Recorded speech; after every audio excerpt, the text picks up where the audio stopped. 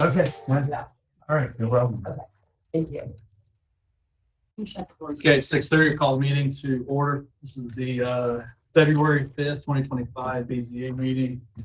For all those that wish to fill out the anonymous survey in the back room, do so.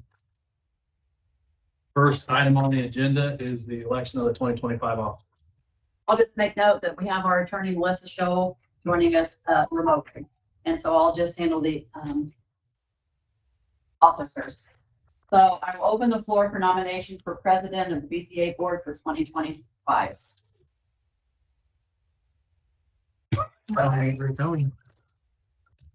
I second that. The other nominations for the board president. I'll just third it. No. Okay, I'll close the nominations for president. Now I'll open the nominations for vice president. I nominate, who's the other one? Scott. Scott Smith.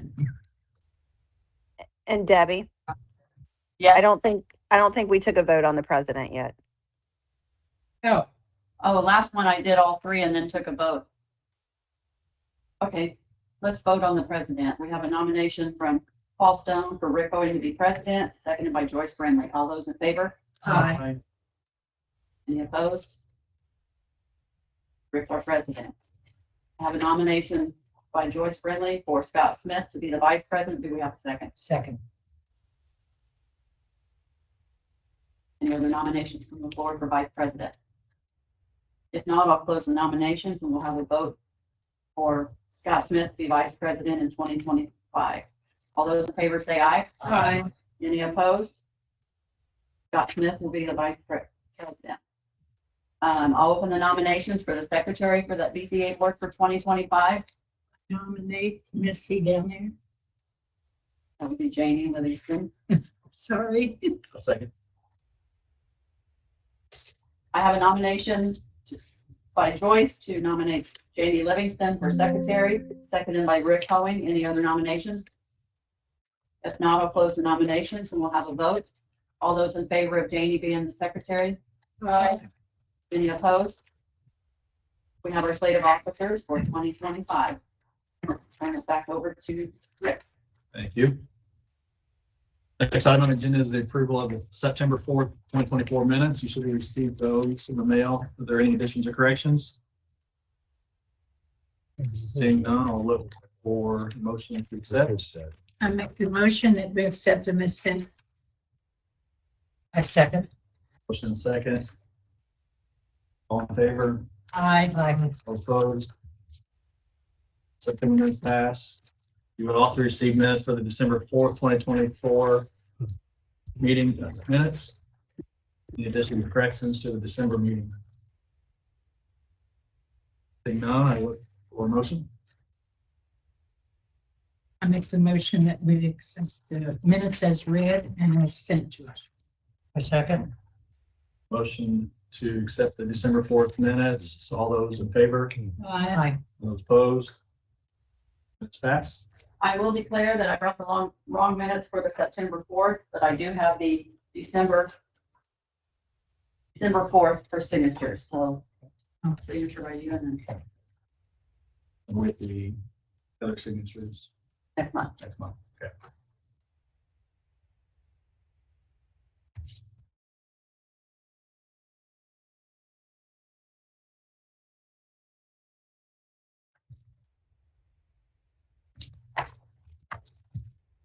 All right, next item on the agenda is BZA petition 2025-1, 600 Land Inc. 600 Land Inc. is requesting a variance to the required 100-foot setback from the road to a 75-foot setback. The request falls under Decatur County Ordinance Section 1244. The property is currently owned by the petitioner, is located at 2090 East County Road 280 East in Greensburg. And we have a representative from 600 Inc. here to tell us what you got going on. My name is Kurt Pablo. I'm here, I work for 600 Land, the property owner. The actual project developer is Waga Energy. And so we have a representative from Waga Energy to discuss the technical aspect of the project tonight. Thank you. Maura? Hello, hi, I'm Maura. I'm a project manager for Wanda Energy. So I'll just walk you through, I give you a few handouts today. The first is the plot plan, so the layout. And you'll see here the 75-foot setback there. I know it's a little small, but you can see there, and it's pretty much in line with the existing shed that's already there at the property. But just to give you an idea of where it will be, as opposed to the 100-foot setback that it was originally. And now it's parallel to the road, so it's 75-foot setback with the road. And then if you turn to the second page, it just shows you a zoomed in version of the plot plan. You can get a better idea. So it's 75 foot to the fence line. And then the first building that we have is what you see there is the E room. And then beyond that are vessels and a concrete pad. So that's the closest building inside the fence line. So that's just to give you an idea of our plot plan there. And then where it is in relation to the landfill. And then on this handout here, we'll go into like some more specific on why we're requesting this variance. So to give you a background on WAGA, this is you'll see the photos here. This is a existing site in New York that we have that's operating currently. So our site in Decatur on the Decatur Hills landfill will be exactly the same, copy and paste. So what you're seeing in these photos is what you'll see at the landfill in a couple months. But yeah, just wanted to give you an idea of the equipment we have on site. So if you turn to the third page, this one gives you a good view of that layout, what you were seeing before. So that building in the very south is our electrical room. And then that's where the vessels will be with the concrete pads. So the fence line just below the E room is where the 75-foot setback is being measured from. And then there's some access area for deliveries. So, and yes, another view just to show you kind of what we're looking at. And this is the view that you would see from that county line road. And so why we're requesting this variance, if you look on the next page here, there's a detention basin that's currently on the landfill. And so we want to push it more south to avoid grading in this area. So if with the 75-foot setback, we wouldn't need to touch anything with this detention basin. Fairly flat where we want to put it now. So we want to steer clear of doing anything to that existing detention basin on the landfill. So there are a few pictures here that you can see of what it looks like now. So we wouldn't change anything with this new setback of 75 feet. Whereas we would have to do a significant amount of grading if it was a 100-foot setback from the road. And then the next page just shows some initial views of the site. It's fairly flat. So by pushing it back to that 75-foot, we would use the flat area and not avoid a huge amount of grading essentially. And then we also took some photos from the road. So you can see there's an existing bank, which kind of helps with the aesthetics. And you can see the existing shed there. So to give you a frame of reference of where our site would be located in reference to that existing shed, it would be pretty much in line with that shed.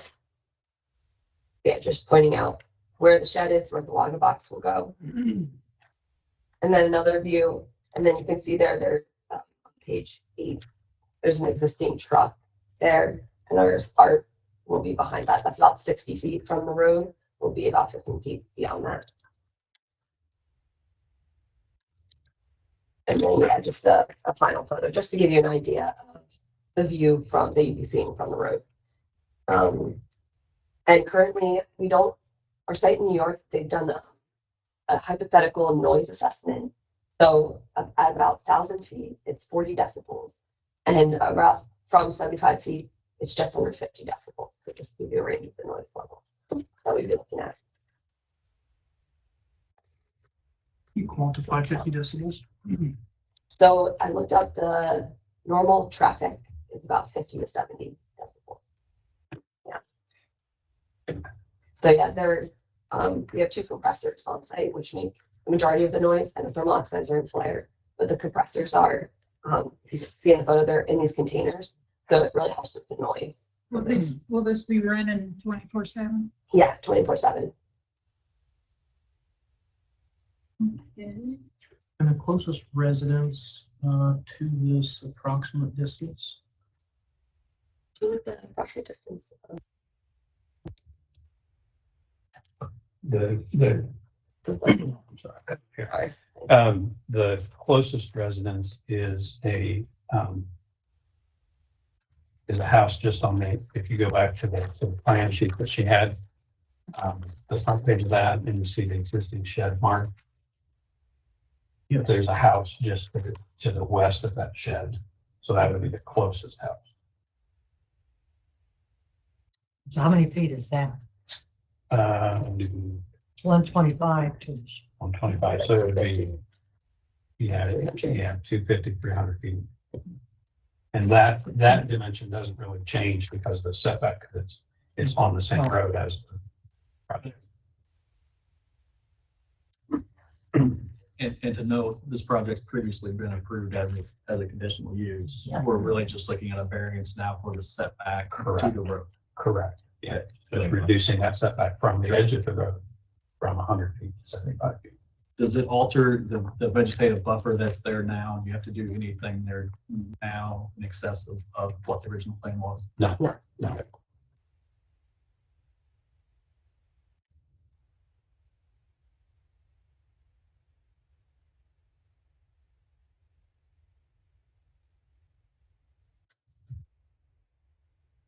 Would it be vegetation screening habits?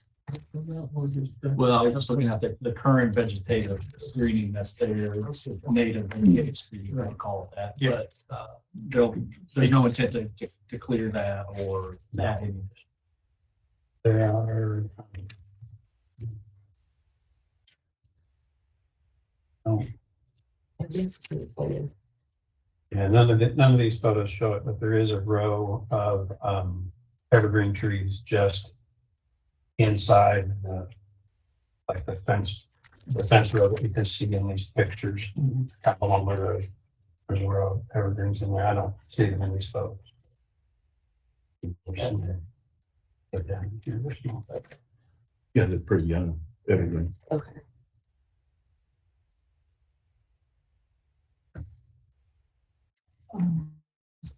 they would be newer than what the view would be like here as you're looking to the east on that road, is that right? Yeah. Yes. Yeah. So right where that curve is pointing, it's gonna be behind that truck, but then a little bit farther. You're talking about the pine trees, Paul? Oh, Yeah, just trying to get an idea. Yeah, they're in this picture, but you can't really see them. Okay. They're 3 or 4 feet tall. I see. Down there. Those, it is the intention of those, I assume, to create a visual barrier. That's there, is absolutely that correct, right? yes. Okay. I think that's a decent compromise. That's what I was gonna ask is, as we move this closer to the road, that would offer some potential, visual barrier and maybe some argument for some noise, but, if there's some there, would you estimate there are 10 trees, 50 trees? Yeah, there's quite a few. I was gonna say, I'm trying to think of what the spacing on it is. I'm not sure. So this prior approval, and this is, if you're correct, that's a 5-year conditional use where that's evergreen, is that correct? Your call? If it was a conditional use, I believe it's fine. There's 5-year term on I can go those. with. And if there is no public concern at that point, then it's evergreen, continues on from there. If there is concern, that gives means for the board to come back and Correct. ask additional vegetative buffers or something else. Correct? If after 5 years, when it's time to renew it, we will send letters to you and the adjoining property owners. If in the 30-day notice period, they don't reply to us, We will administratively through the office renew that for another 5 years. And the only cost to you would be the mailing, the certified letters to the adjoining property owners. And then that would happen every 5 years. Okay, Every 5 But if years, there's a complaint, the public has, there's an opportunity. they for have the opportunity to come in. Yes, conditional uses have a timestamp of Yes, maximum of minimum, everyone will count 5 years. Okay, and then it just like it continues on that 5-year cycle. Okay. All right, that's good to know. Just gives the public an opportunity to express any concerns after the project is complete. Yes. No, that makes sense. And I thank you for explaining that. Yeah, it looks like from the aerial view, makes more sense to do the 75. Get into grading. Well, plus you're disrupting this area. Makes sense to me. Any other questions from the board? No. Thank you. Is there any comments from the public?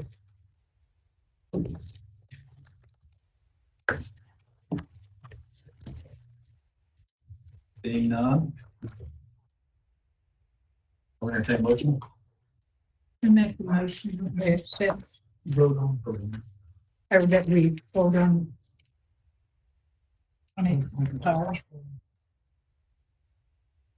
I second the motion. We have a motion and a second to vote on petition BZA 2025-1 as applied.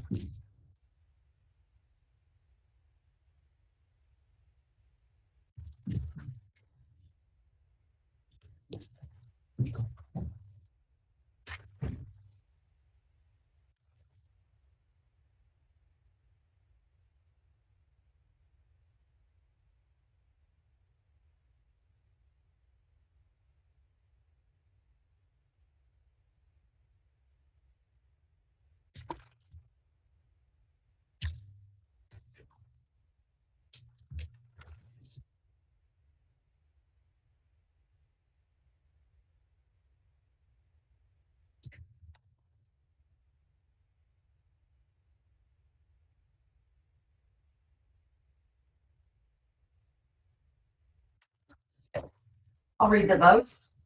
Janie Livingston, yes. Rick Hoeing, yes. Joyce Brindley, yes. And Paul Stone, yes. Okay, your petition passes. Congratulations. Please stay in touch with the office as you continue the project. Final item on the agenda tonight is BZA petition 2024-8, Phoenix Solar, Kobe Solar, that has been continued to the March 5th meeting. And that is the final item on the agenda. To adjourn. A motion to adjourn. You adjourn? A second. Second. Safe travels, everybody.